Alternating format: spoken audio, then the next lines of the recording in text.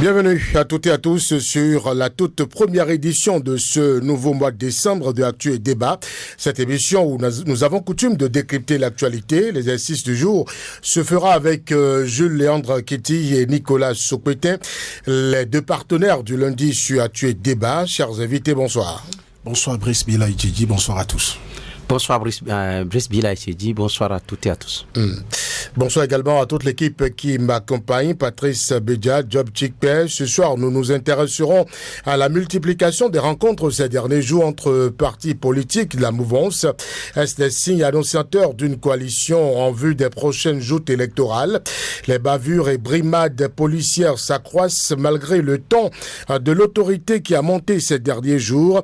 Nos deux invités nous en parleront. Nous allons dire également un mot sur comment renaître la confiance entre citoyens et forces de l'ordre sur l'ensemble du territoire national. À nouveau, bonsoir et bienvenue sur Actu et Débat. Actu et Débat.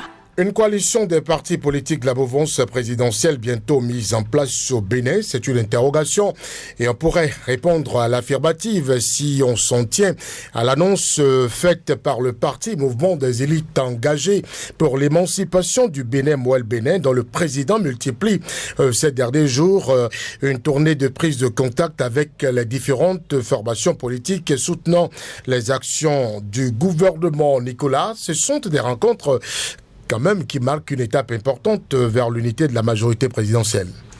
Oui, on peut être tenté de le dire, bien que quand le président Talon est venu au pouvoir, qu'il nous souvienne qu'il est venu sans aucun parti politique, et bien, on se souviendra aussi que en 2006, quand le président Boni Yahi venait, c'était sans aucun parti politique.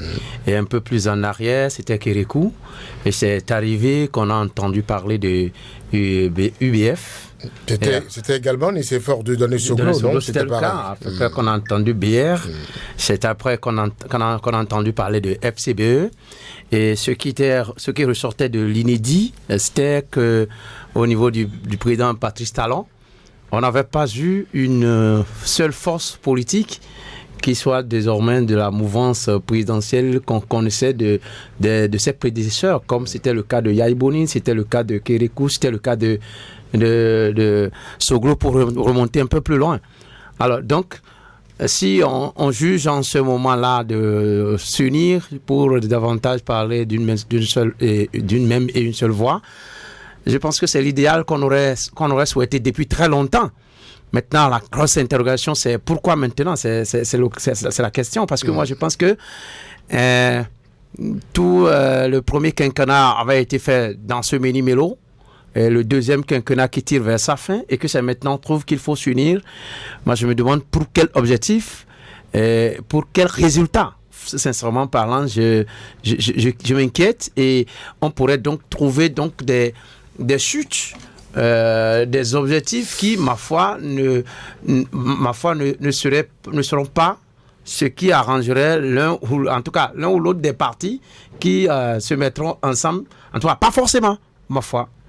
Ben, on attend voir que sera une réalité parce qu'on sait déjà qu'au sein même de la mouvance, avec toute cette panoplie de partis politiques qui se réclament de la mouvance, avec des intérêts aussi bien divergents qu'opposés, on verra bien si ceux-ci réussiront à s'entendre pour véritablement s'unir, faire cette union-là, qui, ma foi, en tout cas, on verra. On verra bien. Des accords de gouvernance en vue, Jules Léandre. Pourquoi les partis politiques de la mouvance devront-ils se mettre ensemble? Pourquoi maintenant? Parce que peut-être en face, on l'a fait? Non, pas du tout. Moi, je voudrais d'abord rire à haute voix de l'inquiétude de Nicolas Sokwetin que les gens se réunissent. Les opposants se sont réunis, ils ont fait cas de concertation, mais spontanément vous dites c'est une très bonne chose. Et c'est connu universellement que même quelqu'un qui est de la mouvance présidentielle, quand il voit ses opposants là se mettre ensemble, ici là de la jugeote, il dit, comme vous l'avez dit Nicolas Loufa, que c'est bien de se mettre ensemble. L'union fait la nation, ou bien l'union fait la force, on dit, excusez-moi. Et puis, bien d'autres choses. Tout le monde sait que quand les gens se mettent ensemble, c'est pour être un peu plus fort. Maintenant, pour une fois que les partis de la mouvance présidentielle se mettent ensemble, vous osez dire que ça vous inquiète. C'est comme si vous, dans votre subconscient là, ils sont diabolisés et puis c'est fini. Non. Et mieux, c'est ce pourquoi ils souhaitent se mettre ensemble. Soyons très clairs. Vous savez, il s'agit de 4 partis politiques fondamentalement. D'accord, vous avez Moël qui est allé vers les autres, qui a pris donc son bâton de pèlerin après le congrès. Et le président de Moël Bénin l'a dit très clairement, il dit qu'à l'issue du congrès qu'ils ont organisé, que les militants de son parti lui ont recommandé d'aller vers les autres formations politiques de la mouvance présidentielle pour qu'ils puissent discuter entre ces 4 partis politiques-là, des possibilités d'aller à des accords de gouvernance et ensuite à des accords de coalition parlementaire. Qu'est-ce que cela signifie au regard de l'arsenal juridique qui gouverne les opérations électorales et politiques désormais dans notre pays? Vous savez que le nouveau code électoral dit que, parlons d'abord d'accords de gouvernance.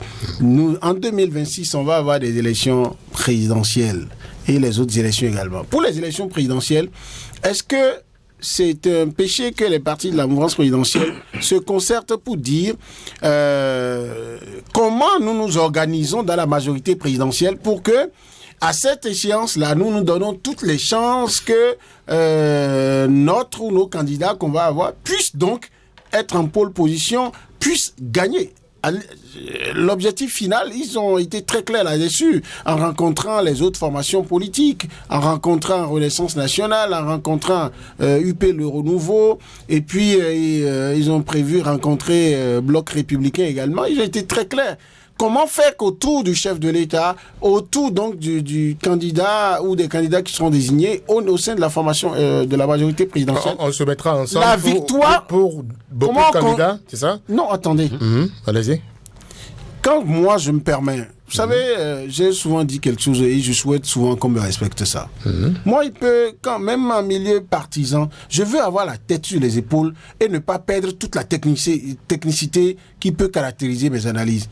Est-ce que les lois permettent que, par exemple, dans la mouvance présidentielle, puisqu'il y a plusieurs partis politiques, et les partis politiques disent « Ah, moi, j'ai telle candidature » ou bien telle candidature à la candidature. C'est un effort de concertation qui doit se faire, même pour une majorité présidentielle qui a un chef. C'est des concertations qui doivent se faire pour qu'on en arrive, par exemple, à une candidature unique, puisque la loi n'impose pas une candidature unique. Donc, l'idéal... On se met peut-être ensemble pour aller vers cet idéal. Mais se mettre ensemble, se concerter, tout compte fait quand vous savez que vous avez un dénominateur commun. Si vous êtes des gens sérieux, vous vous concertez. Et la loi prévoit qu'il y ait donc cet accord de gouvernance-là. Maintenant, pour les élections législatives, c'est encore le code qui prévoit que pour être éligible au partage des sièges, que chaque parti politique puisse réunir les 20% du suffrage, de la totalité des suffrages exprimés dans les 24 circonscriptions électorales. Alors, la loi a ouvert une brèche, une possibilité de rachat pour dire quoi? Comment ça se fait? En amont, avant donc que les élections se tiennent, les formations politiques qui ont fait leur liste indépendante, ça veut dire quoi? Ce qui se passe là, ça a été dit à haute et intelligible voix, les partis de la mouvance présidentielle ne sont pas en train de se concerter pour faire fusion, devenir un parti, ou bien pour faire coalition, ou bien alliance de partis, puisque c'est déjà interdit de faire ça. On peut aller à une seule formation politique, mais alliance de partis, ce n'est plus permis. Mais on permet de faire un accord de coalition parlementaire avant les élections, de sorte à ce que, à l'issue du scrutin, lorsque il y a des partis politiques de ce camp-là qui n'ont pas 20% dans certaines circonscriptions électorales, que les partis de ce camp-là qui ont signé cet accord et qui ont réuni au moins 10%, qu'on puisse additionner leurs suffrages pour faire gagner ce camp. Pour obtenir les 20%. C'est-à-dire, je vais me faire plus concret. Si vous avez Renaissance nationale, Moël Bénin, BR, UP, qui par exemple, s'ils réussissent à s'entendre pour faire l'accord là, d'accord, que la loi leur permet, si le fait partie, ils doivent en discuter concrètement pour faire cet accord, c'est que si vous avez 3-4 circonscriptions électorales où peut-être BR se retrouve avec 15%, UP 15%, si Renaissance nationale se retrouve avec 12%,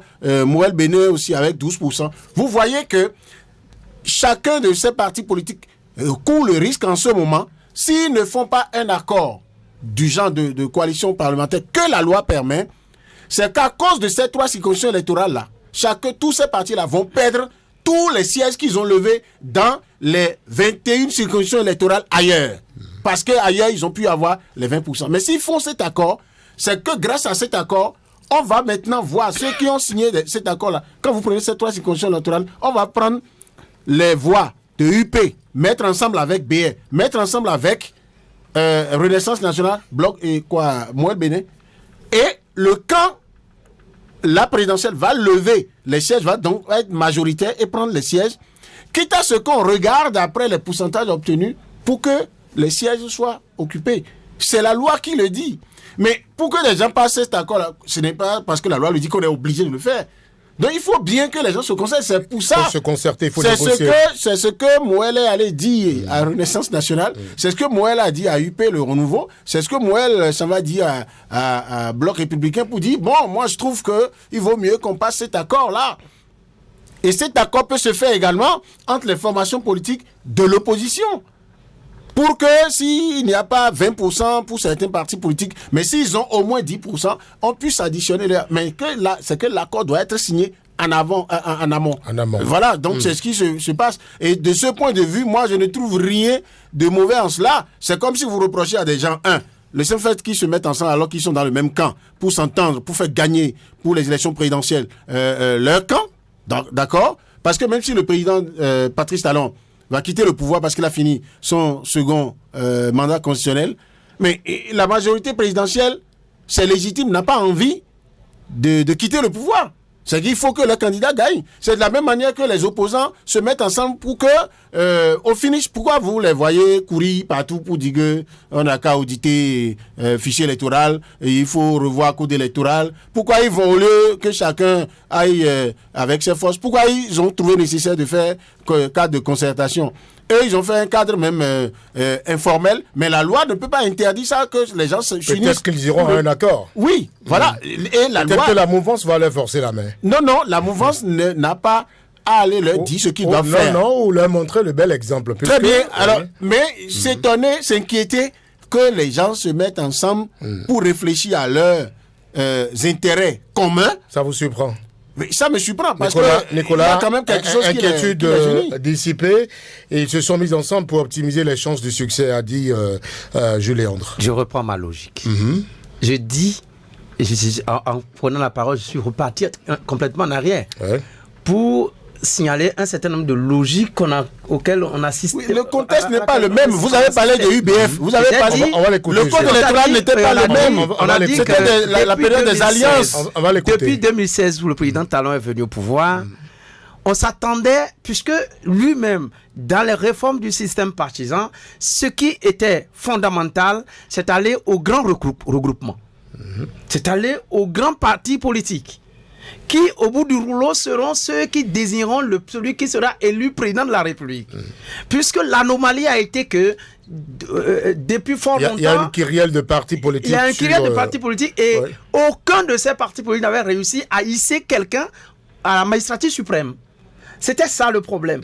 Maintenant, que le président Talon vienne et que, contrairement au moins à ce qui était plus ou moins acceptable de la part de ses prédécesseurs, à savoir qu'on a eu FCBE, qu'on reconnaissait être un parti politique soutenant le président Yaïboni, BR qui était pour Soglo et UBF, et que ici qu'on est, même si je laisse tomber Moël Bénin, UDBN, tout ça, Renaissance nationale. Il y a deux grands partis politiques qu'on connaît être de la mouvance présidentielle. Là déjà, moi, ça m'embêtait que la réforme du système partisan pas pu aboutir à Donc vous auriez aimé qu'ils aillent au-delà d'un accord de gouvernance. Voilà, qu'ils fusionnent carrément.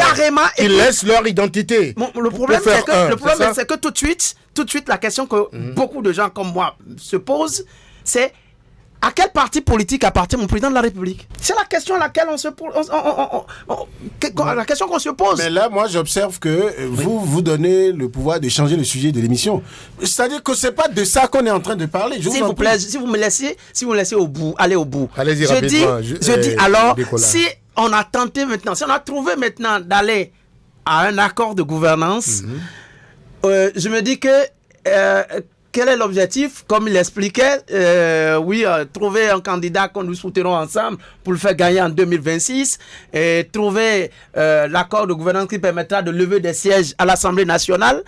Tout ça, c'est bien beau. Mais moi, je me dis que on n'aurait pas dû aller là. On aurait dû partir d'une base qui serait l'idéal, à savoir rester derrière un président de la République, et on sait où est le bord du président de la République. Parce que là, tenez, quand vous prenez le BR, parti de la mouvance, qui est un grand parti politique, parce qu'il y a des députés à l'Assemblée nationale, quand vous prenez UP, le Renouveau, qui est aussi un grand parti politique, d'ailleurs le plus grand, si on s'en tient aux derniers résultats des législatives, ben, lequel des deux partis-là présentera si entre-temps?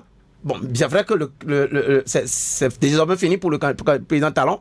Mais si en temps, c'était d'ailleurs, l'embroglio a eu lieu presque en 2021, lorsque le président Talon devrait prendre le pouvoir. On se demandait, le président Talon lui-même en allant dans l'urne voter, il a voté pour quel parti politique? Mais ça n'est pas, pas nécessaire. Ça ne fait pas l'objet de... En fait, si vous voulez, quand on est aux États-Unis... De quoi on parle? Quand on est aux États-Unis... Je vous en prie. Moi, je veux bien que le sujet de l'émission, on puisse l'aborder. Est-ce qu'en 2021... On va mieux le comprendre. Est-ce qu'en 2021, pour les élections présidentielles, le président Talon en allant voter avait un autre parti pour lequel il veut voter en dehors du duo Talon-Talata? Non. Est-ce qu'on n'a pas créé, dans le cadre de ces élections présidentielles-là, un comité national de campagne composé de BR, de UP, de UDBN, de Moelle Bénin? Ce qu'on aurait souhaité. Représenter, là, c'est déjà, on est dans la démocratie. Lorsque le président Yaïboni en 2011 devrait se représenter, on sait il est parti par la CBE. C'est ce que je dis. La logique de Nicolas, Juliandre... En fait, quand vous prenez... La logique de Nicolas, c'est que ceux qui ont prôné la réduction des partis politiques sur le paysage politique béninois devraient donner l'exemple d'aller à l'unicité, par exemple. Non, je vous en prie. On n'a pas pu aller à cela. Non, je vous en prie. Oui. Je vous en prie.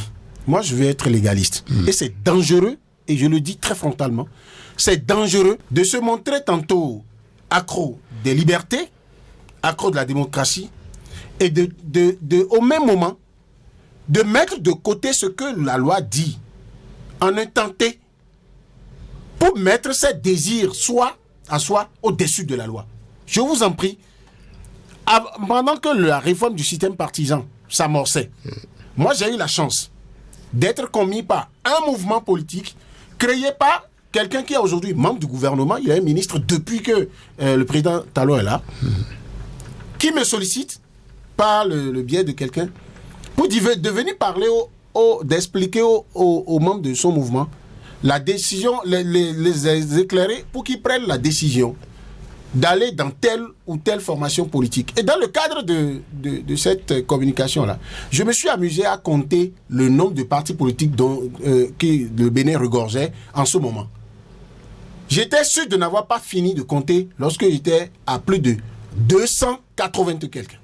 Vous voulez dire qu'aujourd'hui du travail a été fait? Alors, dans tous les pays du monde, et comme en médecine, pour travailler sur un corps, lorsqu'il y a le palu, lorsqu'il y a le diabète, lorsqu'il y a insuffisance rénale, il y a tout ça.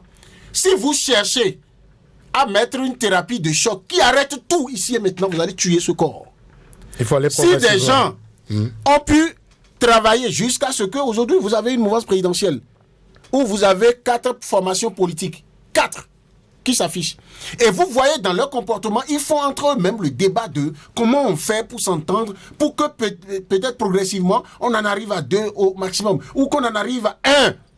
Et vous voulez leur imposer un calendrier. Tenez compte parce que en fait, Nicolas ne pose pas de calendrier. Il a souhaité dit que l'idéal serait... Il a dit, le sujet qui est posé ici, à quoi cela retourne les concertations au sein des formations politiques de la mouvance présidentielle dans la perspective des élections à venir. Je l'ai expliqué, c'est sur la base de la loi, c'est ce que permet la loi que les gens se réunissent. Et ce qu'ils veulent faire, ce n'est pas à l'heure du jour, fusion, et ils n'ont pas besoin de fusion au regard de la loi pour aller aussi bien aux élections présidentielles qu'aux élections législatives. Et si M. Jules le voulait, moi je disais que ça aurait pu être l'idéal de penser que on aurait pu être unis, rester ensemble dans un parti politique, poser les problèmes que nous avons de façon claire. Je le dis qu'en temps vers l'union, on est sur le bon chemin. L'union, c'est ce que je dis. Là. Pourquoi vous ne pensez pas que la marche... Écoutez, c'est mon père qui, perd son âme, qui avant de mourir me disait, mais fiston, le développement d'un homme et d'une nation, ce n'est pas d'être champion ici et maintenant, toutes catégories confondues, c'est de poser un pas, puis deux, puis trois, mais assurément vers l'avant. Assurément vers l'avant. Sommes-nous certainement en train d'aller vers l'avant lorsque on estime qu'on est passé de 280 partis politiques à une quinzaine de partis politiques. Vous avez l'impression qu'on n'est pas en train de faire des pas en avant, c'est ça? Est-ce que vous êtes capable de dire la même chose aux formations politiques de l'opposition? Ce que vous pensez, allez-y. Ce que moi je pense. J'ai dit la dernière fois lorsque il était question des cadres de concertation, j'avais pensé que c'était l'idéal. Est-ce que vous savez que c'est la mouvance présidentielle qui a été le premier camp politique à faire cadre de concertation? Ça, vous n'avez pas rappelé ça. Les formations politiques de la mouvance présidentielle avaient déjà créé un cadre de concertation de la majorité présidentielle. Mon cher Jules. Vous avez déjà... Maintenant, le code a été voté quand? Est-ce que c'est dès que Patrice Talon est venu au pouvoir que le code qui est là a été voté? Ce que j'avais trouvé comme un ambroglio, c'était le fait que le président Talon ait permis que, en tout cas, en tant que chef de file, qu'il y ait des partis politiques de ces grandes envergures comme le BR, comme l'UPR, qu'on n'a pas pu fusionner en un parti politique qui soutient les actions du chef de... Comme on a eu au niveau de la FCBE, mais qui vous souviennent, la FCBE faisait partie de la plus grande formation politique au temps de Yahya Boni et qui allait aux élections et qui battait de très loin les opposants. Dès que Yahya Boni finissait ses 2 mandats, c'est devenu quoi? Non. Justement, et c'est là mon problème. Et ça, en temps normal, lorsqu'on a entrepris de faire la réforme du système partisan, il fallait que on mette en place des idéologies, qu'on amène des gens... Moi, je suis surpris que quelqu'un qui est prêt à enfourcher la trompette de la lutte contre des velléités qu'il soupçonne même d'être dictatoriales. C'est-à-dire que vous pensez que la réforme... Attendez, vous pensez que la réforme du système partisan s'arrête à la personne du président Patrice Talon. Il devrait prendre les leaders de la majorité présidentielle, leur imposer de faire un parti. Non. C'est ça, revient à ce que vous dites. Non, s'il vous plaît. Comment vous êtes capable en arithmétique de dire que passer de 280 quelques au bas mot, parce que tout n'était pas compté, à une quinzaine, toutes catégories confondues, mouvance qu'on n'a pas avancé. Je suis scandalisé. Non, vous ne m'avez pas suivi. J'ai dit, on est certainement allé de l'avant. Sauf que il y a un camp qui, ma foi, a augmenté les choses que cela n'en devait. Quel est ce camp-là? C'est ce que je dis. C'est déjà dans la... Mais il y a plus de partis politiques d'opposition que de partis dans la mouvance présidentielle. L'exemple aurait pu venir de l'autre côté. L'exemple aurait pu venir de l'autre côté. Pour qu'on ait un seul parti politique. Non, il parle de la mouvance présidentielle. Oui, c'est ça. C'est-à-dire la mouvance présidentielle a l'obligation de la mouvance présidentielle a l'obligation de la vertu, devrait pouvoir faire les choses comme vous le souhaitez dans votre tête. Ce que je dis, les opposants on n'a jamais dit, Jules reste optimiste et dit que progressivement on va y aller. C'est progressif. Et de toute façon, ce n'est pas une obligation au regard de la loi. En l'instant où on parle. C'est un idéal. Mais cela merci. Mais l'idéal. Le fait de ne pas atteindre l'idéal à un moment donné n'a rien d'inquiétant. D'accord. Le plus important, c'est de savoir est-ce que les pas que les gens posent les ont amenés d'un point. On verra. En 2026. un schéma qui va se produire. C'est-à-dire, vous avez le Moël Bénin qui produit sa paire de candidatures, BR qui fait de même, UPL qui fait de même, et qu'au soir des élections, au premier tour, c'est un schéma qui va se présenter, ce que je dis là, que finalement, on est un deuxième tour. Citez l'autre parti également, Renaissance nationale aussi, au regard de la loi. On va l'écouter, Jules. C'est ce que j'ai dit. N'affirmez pas que c'est ce qui va se passer. Je n'affirme rien. Vous êtes à la limite du diable. Il n'a pas fini de parler, Jules. Non, je dis. On va l'écouter. Voici un schéma qui pourrait se produire. Non, je ne dis jamais que ça. Au fait, ok. Vous pensez que là, je dis que si concertation il y a au niveau de la mouvance, c'est que ça n'aboutira pas à ce que vous auriez pu penser comme moi, avoir une paire de candidatures pour les 4 partis politiques qui seraient en train de se réunir. Parce que on les voit même sur le terrain, on sait combien ils s'entendent pas entre UP et BA, on sait combien ils s'entendent pas, et donc ce n'est pas une évidence. Et au fait, en tout cas, ce sera difficile, même voire compliqué que ça se réalise. Ça aurait pu être... Pour des gens qui l'ont déjà fait, ça aurait pu se fusionner. Oui, ça aurait pu être en 2021. C'est scandaleux ce que vous dites. Pour des gens qui ont déjà démontré en 2021. Non, en 2021, c'est tout un autre schéma parce que celui qu'on estime soutenir est encore là. Mais ce n'est plus lui. Oui, mais si... Ce n'est plus le président Talon qui est là. Est-ce que vous ne voyez pas qu'il tient toujours les manettes? Il va partir. Donc, vous imaginez en deuxième tour qu'il pourrait avoir des partis de la mouvance qui démissionnent de l'autre camp pour dire en deuxième tour nous soutenons un candidat de l'opposition. Ça pourrait arriver. Ça pourrait arriver. Pour les élections présidentielles. Oui, c'est ce que je dis. C'est impossible. Ok, d'accord. Non, attendez. C'est important parce qu'il faut que vous allez lire la loi. La loi actuelle, le code électoral actuel, prévoit pour les parrainages que un candidat, un député qui veut parrainer, ou un maire qui veut parrainer un candidat à l'élection présidentielle, ou un duo, ne peut jamais donner son parrainage à un candidat ou à un duo de camp opposé à son camp. C'est-à-dire quoi? Si c'est le duo de BR ou de UP qui passe, supposons même que les 4 partis de la mouvance présidentielle là, ne réussissent pas à s'entendre pour avoir une seule paire, et que chacun de se prenne, on va au second tour. Il y a quand même une paire de la mouvance présidentielle qui sort face à une paire de l'opposition. Un député, fût-il du BR, si c'est la paire de l'UP qui sort, un député fût-il du BR, un maire fût-il de RN ou de Moël Bénin, il lui est interdit d'aller donner son parrainage à la paire présidentielle de l'opposition. C'est interdit par le code actuel. Est-ce que tous les partis politiques de l'opposition, tous les partis politiques de la mouvance ont de députés de maire? Non, mais pour ceux qui veulent être... Non, attendez. Donc, ils auront supporté un candidat de la mouvance et eux sont libres en deuxième tour de penser que oui. Mais si on ne doit pas forcément parrainer. Voilà. Attendez. Dans une démocratie, comment un démocrate peut s'inquiéter de ce que...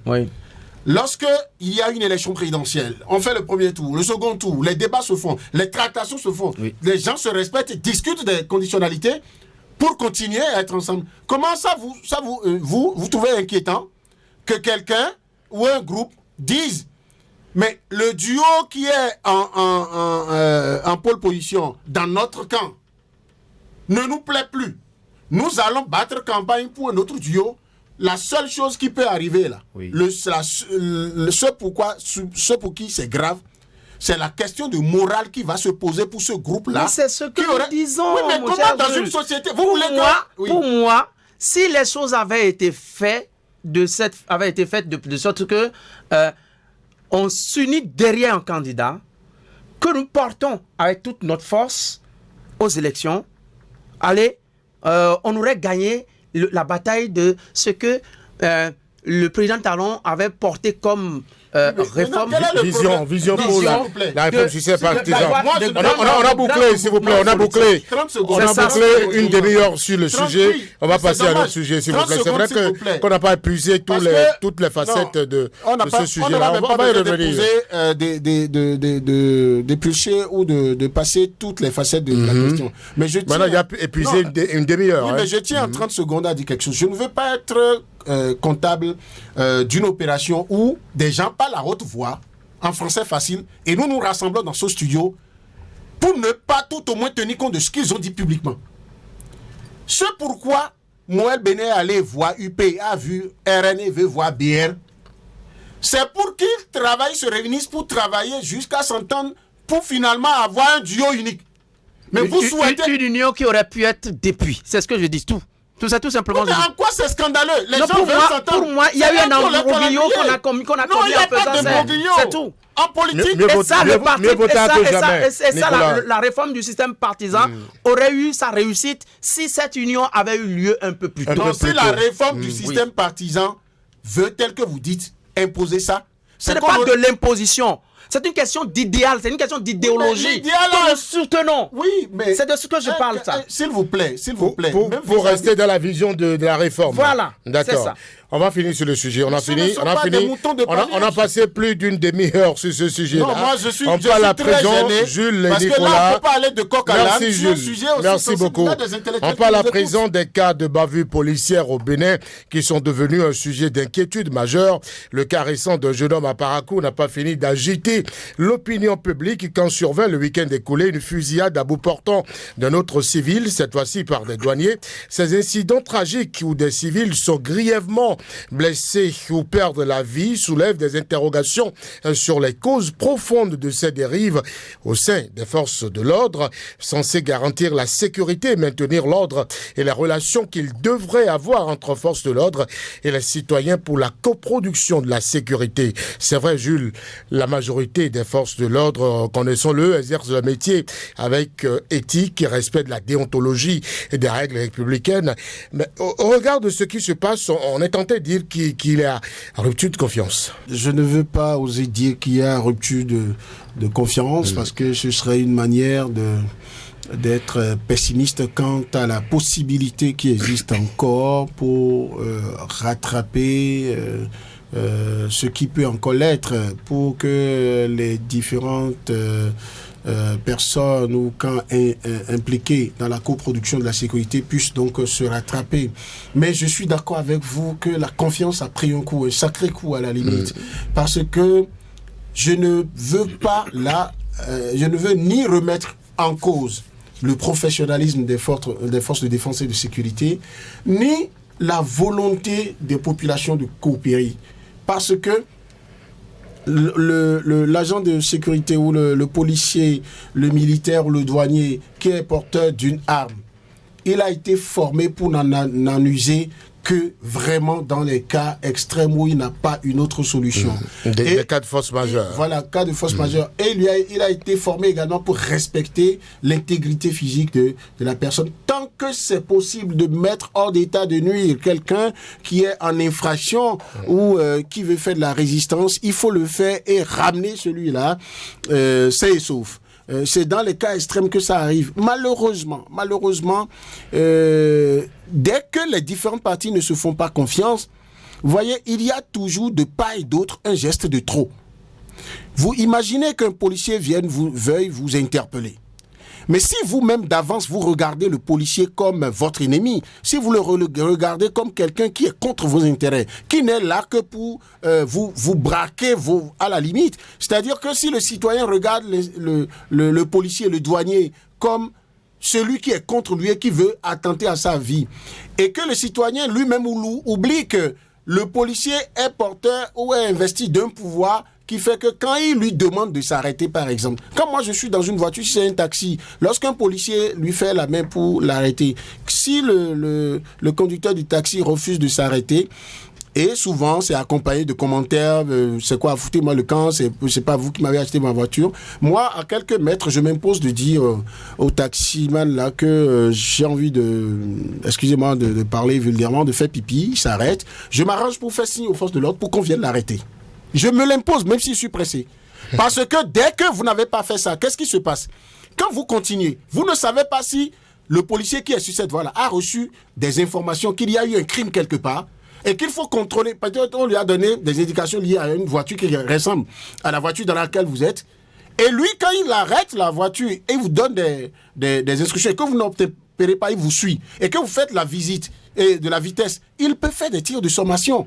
Et dans cette panique-là, dans cette colère, si lui-même ne se maîtrise pas et que peut-être d'autres citoyens l'ont déjà emmerdé et il n'a pas eu la maîtrise de soi qu'il faut, il peut avoir des balles perdues qui vont prendre des gens, pas forcément même ceux qui sont visés. Ce douanier-là, par exemple, qui a tiré, je ne veux pas le dédouaner parce qu'il y a une personne humaine dont la vie a été ôtée et ça n'a pas de prix, on ne meurt pas pour revenir après. Donc, ça me fait rappeler ce qu'il y a eu, c'est à Séméou, à Djefa, oui. Où une mère qui a des enfants a perdu la vie et qui n'avait rien à voir avec les trafiquants qui étaient pourchassés. Donc, je pense qu'il y a une crise de confiance. Donc, il faut que les forces de l'ordre et la hiérarchie de la police, de la douane, de l'armée, je pense qu'elles sont en train de faire des efforts. Vous avez vu ces derniers temps les communiqués de la direction générale de la police républicaine, les sanctions, les débuts de sanctions disciplinaires et des sanctions judiciaires, des procédures judiciaires qui sont en cours. Ce sont des actes qui sont de nature à ramener progressivement la confiance au niveau de la population. Mais je voudrais surtout, tout en m'inclinant devant la mémoire de ces compatriotes qui sont partis vraiment de façon déplorable parce qu'ils vont pas revenir. Ça fait mal. Un jeune comme Faisal, on m'a dit qu'il a 22 ou 23 ans maximum. En tout cas, maximum 25 ans. On ne sait pas. C'est l'espoir d'une famille, d'une nation. C'est fini pour lui et pour sa famille. Donc ce n'est pas bien. Celui sur qui le douanier a tiré là maintenant, sa famille perd. Ils ont fait programme de fêter comme nous tous, de finir 2024 et d'aller en 2025. Maintenant, il faut également que les populations soient indulgentes. On va y arriver. On va écouter Nicolas. On va écouter Nicolas sur le sujet. Jules a parlé de cas de force majeure. Comment comprendre pourquoi aujourd'hui la gâchette semble-t-elle beaucoup moins lourde? D'abord, je voudrais que nous ramenions un peu le débat un peu en arrière. Il y a 2 lundis, je crois, on avait déjà fait ce débat-là, à savoir la répression qui devrait commencer encore pour faire respecter les mesures sur la route. Les infractions routières. Et je me rappelle en cette émission, je disais que pour moi, il n'y avait jamais eu un répit au niveau de nos forces de l'ordre. Ils faisaient leur job comme cela se doit. J'ai cité même des commissariats ici qui n'ont jamais arrêté il nous reste 5 minutes sur d'arrêter ceux qui sont dans les infractions. Et que si moi, on me dit qu'il y a un jour qu'on décrète encore pour une certaine répression davantage, ça me rappelle encore, que vous vous souvenez, je l'avais dit, ça me rappelle encore des bavures que nous avions eu à observer. Et voyez-vous, ça n'a pas manqué. Parce que, excusez-moi, vous avez bien su le dire, j'ai cité ici des commissariats qui font leur job comme cela se doit. J'ai évoqué le commissariat d'Ekpé, le commissariat de Semekoudi. Il n'y a pas ce jour-là, vous mettez sur la voie sans casque et vous-même vous craignez qu'on vous arrête. Il n'y en a pas. Quand vous prenez sur la grande voie, sur la chaussée, on vous arrête. Alors, mais c'est normal qu'on vous arrête, non? Pourquoi? Non, je suis d'accord. Moi, quand on arrête que dans l'autre citoyen refuse d'obtempérer.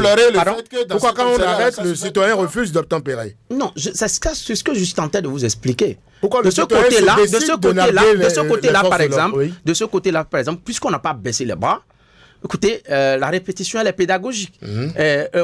Aussi, la sensibilisation doit être permanente et perpétuelle. Alors, donc, si dans certaines régions on a lâché, et qu'on n'a pas pu faire la mesure, on n'a pas pu prendre la mesure des choses comme cela se doit, et qu'on veuille décréter maintenant une nouvelle forme de répression, c'est-à-dire que dans le rang où se trouvent des brebis galeux, vous aurez ces genres de bavures policières. Et c'est ce qui s'est passé au nord. J'ai dit, au fait, il fallait simplement demander, et ça j'interpelle l'hiérarchie policière, il fallait tout simplement faire observer à certaines commissariats ou commissaires qu'ils ont baissé la garde par rapport à l'observance des règles sur la voie. Et pourquoi? Qu'ils reprennent leur bâton de pèlerin et qu'ils fassent respecter le code de la route comme cela se doit de façon permanente. Alors, le fait qu'on dise qu'on décrète un jour pour ça, nos forces de l'ordre, il y en a parmi eux qui pensent que maintenant nous sommes les plus, les plus zélés. Et puis, on a tendance à montrer que puisque, vous voyez, dans l'imaginaire du Béninois d'abord, dans notre sociologie, le policier est appelé comme un kono. Quelqu'un qui a le bâton en main. Et quand on le voit, même si c'est peut-être pour une cause noble que le monsieur vous arrête, oui, on a peur et on ne veut pas tomber dans ces mailles. Vous voyez? Donc, le policier, même parfois, se met dans ce schéma-là, et puis, devient l'ennemi juré peut-être du citoyen, qu'il faut lui faire respecter contre sa volonté ou encore par tous les voies. C'est un problème d'incompréhension qu'il fait régler. Justement, moi je pense que c'est une question de veille permanente qui a manqué à un certain nombre de commissariats et que la hiérarchie aurait pu simplement les interpeller pour qu'ils fassent le travail comme cela se doit de façon permanente. Parce qu'à certains endroits où vous lâchez un tout petit peu, les gens ont tendance à penser que c'est fini et ils délaissent les règles basiques de la sécurité routière. Alors, quand c'est comme ça et qu'après on veut revenir là-dessus, oui, puisque les gens ont eu le temps d'oublier que ça devrait se passer, parce qu'on a tout lâché, voilà, ils tombent dans les mailles. Et puis le policier veut, contre vents et marées, faire respecter. Et puis on assiste à ces pertes de vie auxquelles on assiste. Et c'est dommage. Vous pensez qu'il y a des forces de l'ordre, des policiers moins indulgents? Très zélés. Dans ces très zélés. Et là, moi je pense que il faut, parce que au fait, dans n'importe quel domaine, ça c'est ma compréhension des choses, je peux me tromper, dans n'importe quel domaine, la formation devrait être continue. Parce que quand vous regardez sur les réseaux sociaux, certaines images circulent, où vous voyez dans d'autres pays comment certains d'autres policiers se comportent vis-à-vis de leurs citoyens. Alors, on peut aller à ces écoles-là. Je ne dis pas que nos forces de l'ordre ne sont pas bien formées, bien loin de là mes intentions. Je dis que la formation, la sensibilisation doit être dans les deux camps de façon permanente. Julien André a parlé de récents procès judiciaires de policiers déclarés bien sûr coupables d'abus de pouvoir et de violence envers des citoyens lors de contrôles routiers qui devraient constituer un pas significatif vers la responsabilisation des forces de l'ordre, mais ce n'est pas malheureusement le cas. Avec ce qu'on constate aujourd'hui. Non, je pense que ce qui est malheureux, c'est la coïncidence, le timing dans lequel ces événements se produisent, un peu comme pour remettre en cause toute la bonne volonté des uns et des autres. Parce que ce qui a été fait de très bien dans le dossier Faisal à Parakou, ça n'a pas changé, ça continue à être bien fait. Vous avez le procureur de Parakou qui s'en est saisi, qui traite ce dossier comme cela se doit avec beaucoup de rigueur. La hiérarchie policière qui a interpellé les agents, y compris des commissaires, pour pouvoir donc les faire répondre de leurs actes. Et il y a une procédure. D'abord, il y a les sanctions disciplinaires. Ils subissent des arrêts de rigueur. D'accord, c'est un peu comme la petite prison au sein de la corporation. Je pense que leur carrière va prendre un coup où il y aura des sanctions sur ce plan-là. Maintenant, au niveau judiciaire, la procédure est régulièrement en cours. Alors pourquoi c'est dans ce timing-là que après, ça vient, on dit du côté d'Azové. Voilà, un douanier a tiré sur quelqu'un. Même après la rencontre de l'autorité avec le haut commandement. Voilà, le ministre de l'Intérieur a rencontré le haut commandement. Bon, il y a un ministre de la Défense également. Il y a le ministre des Finances. Les douaniers dépendent du ministre des Finances. Mais tout compte fait, l'État est unique. Donc, ce que le ministre de l'Intérieur a dit, je pense que c'était valable pour les douaniers et c'était valable également pour les militaires. Mais ce que j'ai envie de dire, ce n'est pas pour minimiser l'importance donc de la vie du citoyen qui est mort à Zové, mais il faut aller interroger les circonstances dans lesquelles ce douanier a été amené à appuyer sur sa gâchette. Je dis ce qui est malheureux, c'est le fait que... Non, mais il peut appuyer sur la gâchette pour immobiliser le véhicule. Oui. C'est possible, non? Pourquoi appuyer sur la gâchette directement et sur l'individu? Non, je vous ai dit tout à l'heure, nous n'avons aucune preuve que l'intention du douanier et en tirant là, c'est sur l'individu d'abord. Je vous ai dit les circonstances dans lesquelles ça peut arriver. Le douanier a besoin de faire parler à chaque instant la dimension psychologique ou de ses capacités à gérer la charge psychologique liée à son travail. Vous êtes douanier, vous êtes là en train de contrôler 10 000 voitures en une journée. Vous voyez quelqu'un qui visiblement a chargé des marchandises, vous l'interpellez. La loi dit que quand vous l'interpellez, il doit s'arrêter d'abord. Si vous voyez par exemple qu'un citoyen vous a nargué, si le douanier s'est retrouvé en légitime défense, je ne sais pas, je n'ai pas les pièces du dossier. Mais je déplore le fait que, 1, il est mort d'homme, 2, que cela intervienne pendant que l'actualité est déjà dominée par une bavure policière. Ça renforce la psychose. La psychose qu'on travaillait à diminuer. Mais non, le douanier dont on parle, chacun va à une profession avec son éducation. C'est pourquoi chaque profession a une éthique et une morale. Maintenant, si quelqu'un vient avec son éducation, je ne dis pas que c'est le cas, mais ça peut être aussi le cas. C'est-à-dire que vous allez former celui-là complètement, mais lui, douanier qu'il est là, il n'est pas allé à la douane parce qu'il veut aider à ce qu'on renfloue les caisses de l'État, qu'on respecte les règles. S'il est allé à la douane parce que lui, il veut construire des gratte-ciel en 6 mois de fonction, s'il constate qu'il faut arrêter systématiquement tout le monde, même s'il y a un petit véhicule ou quelqu'un qui est à moto, qui a gardé 2 packs de sucreries derrière sa moto en fin d'année, là, il faut l'arrêter, et que la personne est en train de fuir et il estime qu'il faut pourchasser celui-là, tout le monde, est-ce que celui-là, il a la sérénité nécessaire pour faire ce qu'on appelle d'abord, quand il voulait faire l'interpellation, ça ne marche pas, pour faire ce qu'on appelle les tirs de sommation. Les tirs de sommation, c'est tellement tiré loin que c'est juste le bruit qu'on veut utiliser pour dissuader celui qui est en train de fuir, pour qu'il sache que là, si vous ne savez pas, ça peut venir.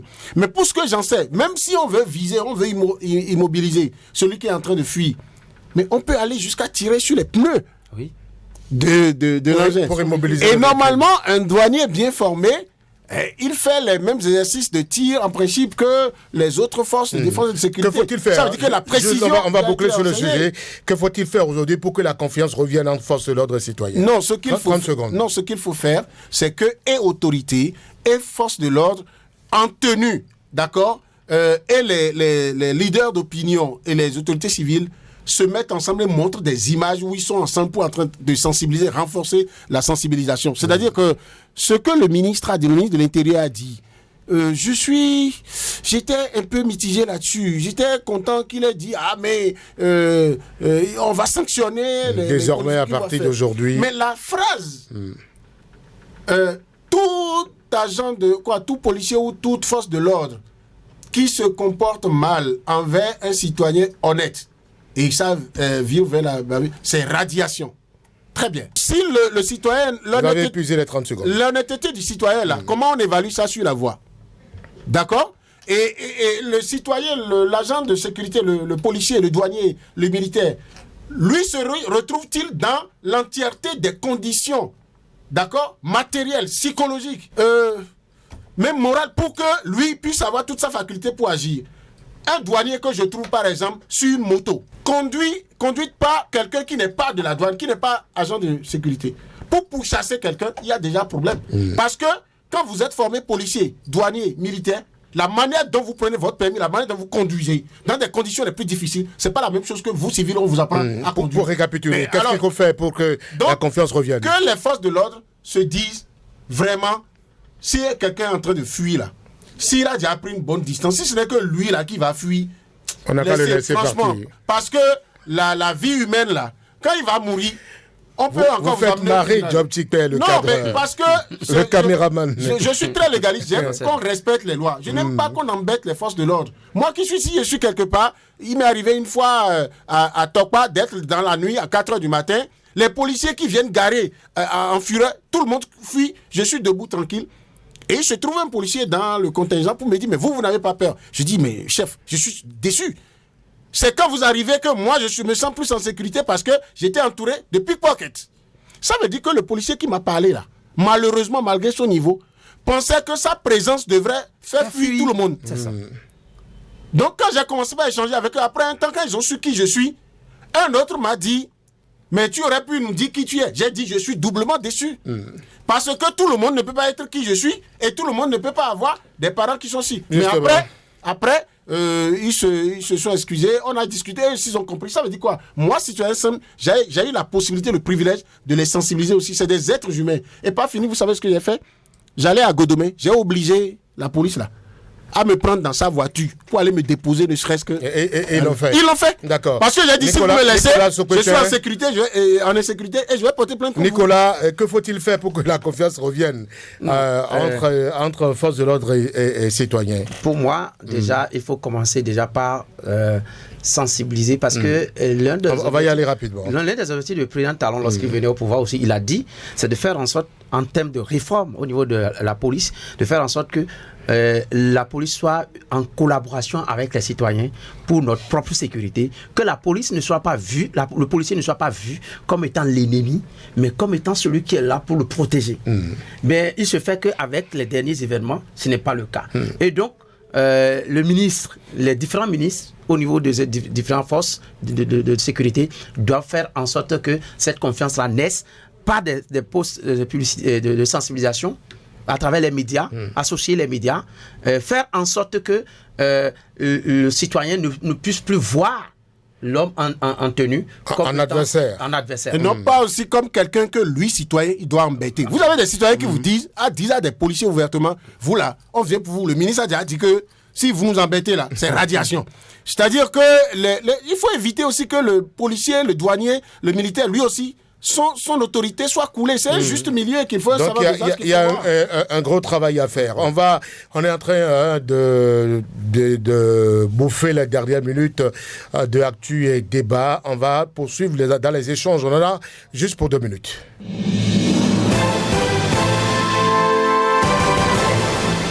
Alors, dernier sujet, le Parlement australien a récemment adopté une loi interdisant l'accès aux réseaux sociaux aux moins de 16 ans. Ce texte entend répondre aux préoccupations croissantes sur l'impact des médias sociaux sur la santé mentale des jeunes. La nouvelle loi impose aux plateformes X, TikTok et Instagram ou Facebook de mettre en place des mesures efficaces pour empêcher les enfants et jeunes adolescents d'ouvrir des comptes. J'ai 2 préoccupations et ce sera votre mot de la fin. Je vais peut-être commencer par Nicolas. Comment appréciez-vous cette législation australienne? Est-ce que c'est une mesure qui mérite réflexion de la part de nos élus parlementaires au Bénin? Non, je suis très très d'accord avec cela. Il faudrait que nous nous inspirons pour régler un certain nombre de problèmes chez nous. Si déjà en Europe, où on a toute une panoplie de lois sur les droits des enfants, les droits de la femme. On a commencé par comprendre que pour un certain nombre d'avenir, pour un avenir radieux où on a des hommes formés et bien formés et qui ont un certain nombre de capacités d'analyse, de prise en compte des situations de la vie. Autrement, avec ces réseaux-là, on n'en est pas sûr. Et là, il faut effectivement prendre des mesures. Et je suis très d'accord avec les Australiens. Et là, en Afrique, où nous avions une culture qui est différente de leur et qui, entre-temps, est en train d'être détruite, si je peux m'exprimer en ces termes, par ces réseaux sociaux-là. Il était urgent que nous autres, nous prenions même des mesures plus draconiennes que ce que les Australiens ont pris. Julien.